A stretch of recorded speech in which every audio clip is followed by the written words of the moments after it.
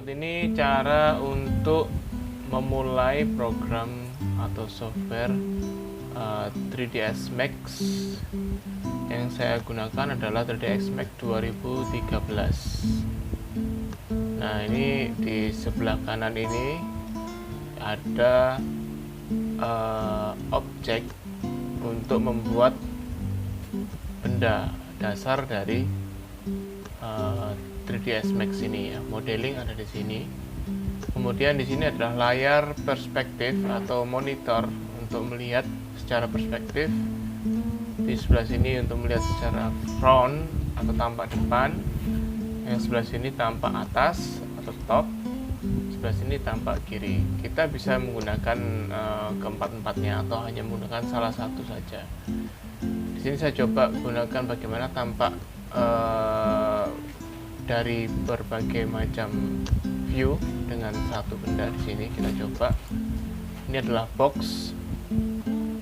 Saya tekan box di sini. Ini saya coba untuk membuat benda boxnya di monitor atau preview perspektif. Saya tekan sini, saya tahan. Saya menggunakan wilayah atau luasannya. Kemudian saya lepas mouse-nya. Kemudian saya naikkan ke atas untuk mengarahkan ketinggiannya. Nah, seperti ini. Kalian bisa menekan tombol scroll pada mouse untuk menggeser layar seperti ini. Seperti ini. Nah, kita bisa lihat di sini tampak perspektif seperti ini, tampak depan seperti ini, tampak atas seperti ini, dan tampak sebelah kiri seperti ini. Ini bisa kita hanya menggunakan monitor perspektif saja untuk lebih leluasa, yaitu arahkan kursor kalian ke maximize viewport toggle, ada di sebelah ujung kanan bawah ya. Di sini ini ada kalau ditahan di atas logonya ada muncul informasi dia adalah maximize viewport toggle. Kita tekan. Nah, seperti ini. Jadi lebih leluasa untuk melihat modelnya. Untuk mengecilkan, tekan kembali tombol tadi sama. Jadi tekan lagi untuk mengembalikannya. Nah, di sini ada kompas. Di atas ini ada kompas yang bisa kita putar dengan cara kita tekan. Ini untuk menggeser atau memutar pandangan view kita untuk bisa melihat atau mengelilingi benda atau objek yang kita bikin. Nah, seperti ini. Kemudian scroll pada mouse untuk zoom in dan zoom out seperti ini. Ini saya scroll ke belakang dan ini scroll ke depan. Fungsinya adalah untuk zoom in dan zoom out. Ya. Kemudian di sini kita coba untuk membuat beberapa benda. Yang ada di sini tadi box sudah, kemudian di sini ada cone. Nah, kita coba ya, sama caranya adalah ditahan dan kemudian ditarik. Ya, untuk cone ini pertama kita buat seperti silinder dulu, kemudian kita klik sekali lagi untuk menentukan bentuk cone-nya. Di sini ada sphere. Di sini ada geosphere. Geosphere ini sebenarnya sama-sama bola tapi memiliki struktural yang berbeda. Kita bisa melihat dengan cara tekan F3 itu untuk melihat secara transparan sekaligus melihat struktur dari benda atau objek yang kita buat seperti ini. Nah, ini kita bisa lihat perbedaan antara sphere dan geosphere ya, strukturnya berbeda. Nanti ini untuk kelanjutannya berguna untuk membuat objek yang bentuknya dinamis ya, jadi nggak kaku. Kemudian di sini ada silinder, sama seperti kita membuat box ya, jadi seperti ini. Kemudian ada tube. Tube ini adalah bentuk seperti silinder tapi di tengahnya lubang, jadi seperti sumur atau pipa ya, lebih tepatnya ya. Nah, ini seperti pipa.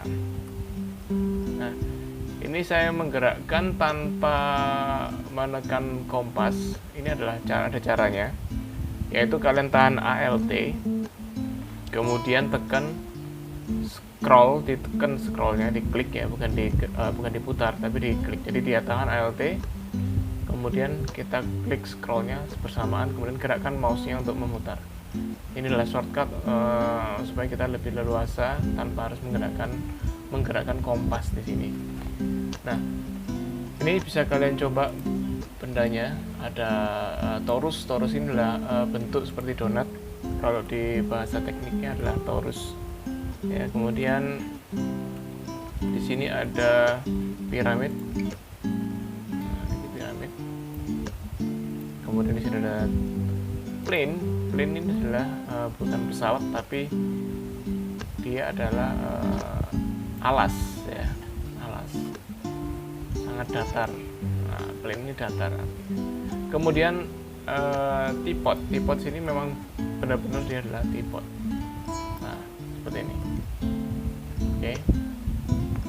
Nah, sekarang kita akan coba membuat benda sederhana berupa ruang. Ya, ini saya hapus dulu dengan cara saya crop. Ya, kemudian kita tekan delete. Nah, untuk mengulanginya kembali seperti pada program-program pada umumnya, kita tekan Ctrl Z itu untuk undo, atau juga bisa kita di sini sebelah kiri atas ini ada undo, ya ada redo sama seperti program pada umumnya. Nah, kita untuk tugas yang kali ini kita coba membuat sebuah ruangan sederhana. Ya, sebenarnya di sini kita bisa melihat, kita coba di sini kita bikin dari box ya, dasarnya dari box. Kita bikin dindingnya dulu. Nah, ini kita buat dindingnya. Kemudian di sini di sebelah kanan ini akan ada informasi ketinggian, lebar dan panjang ya. Jadi di sini lengkap. Nah, di sini. Tapi di sini tidak jelas satuannya apa. Nah, ini adalah cara untuk merubah satuannya. Kita coba masuk ke arah customize, kita rubah secara unitsnya ya, atau satuannya kita coba rubah. Di sini ada, kita klik di customize, ini akan muncul unit setup. Di sini kita klik. Nah, di sini kita bisa lihat ada display unit scale atau system unit setup. Nah, ini di sini masih generic ya. Kita pilih matrix. Satuannya bisa kita rubah searah cm atau meter atau bahkan kilometer. Tapi di sini kita pakai meter aja karena atau sentimeter ya. Kita gunakan sentimeter karena nanti tujuannya kita mau membuat sebuah produk. Oke. Ya, ini kemudian kita oke. Nah, di sini langsung muncul satuannya adalah sentimeter.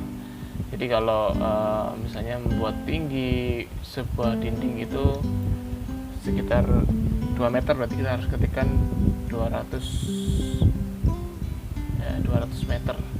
Kemudian untuk lebar dinding ini memang biasanya sekitar 15 cm, jadi kita cukup ketik 15 cm. Untuk panjang ini sebenarnya terserah kita pakai 200 meter aja juga atau lebih, 300. Untuk ruangan biasanya idealnya 300. Nah, kemudian kita, nah ini sekaligus ya saya tunjukkan bagaimana cara memindahkan dinding ini. Jadi pada saat kita membuat objek di sini, kita belum berada pada posisi select and move. Jadi biasanya akan seperti ini posisinya. Nah, ini belum bisa dipindahkan sampai kita menekan di select and move. Di sini ada di sisi atas kiri ya, ini ada lambang plus anak panah. Ini adalah select and move. Jadi fungsinya adalah untuk memindahkan objek atau benda yang kita buat. Di sini misalnya saya klik, saya pilih dinding tadi. Bisa kalian lihat di sini ada muncul sumbu ya, sumbu anak panah. Ini ada X, ada Y, ada Z. Nah, di sini untuk 3D Max ini akan pada umumnya memang dia bisa diklik kemudian untuk dipindah-pindahkan bisa, tapi ini akan menyulitkan kita nanti karena kita keterbatasan dalam melihat bendanya. Jadi akan lebih mudah kita memilih langsung anak panahnya di sini. Jadi misalnya kita mau menggeserkan dinding ini ke arah X ini ya, arah yang searah dengan X, kita cukup pilih atau klik panah merahnya atau panah X-nya, kita tahan, kemudian kita geser.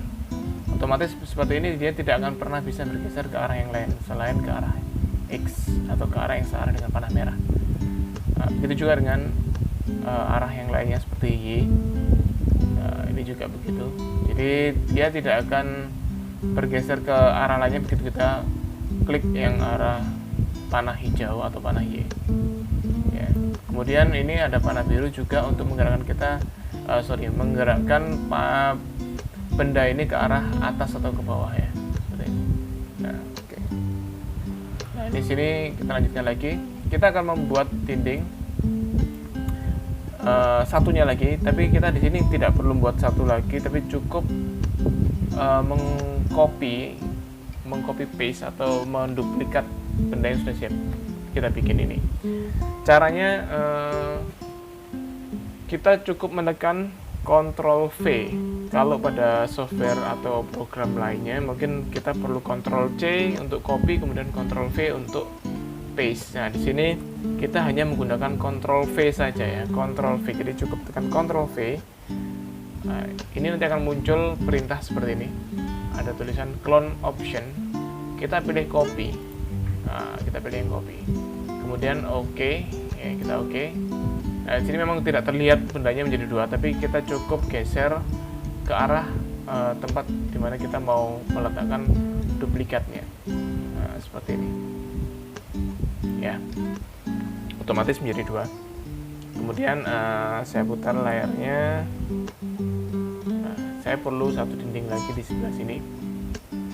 Mungkin saya cukup copy lagi dari sini. Kita Ctrl V lagi.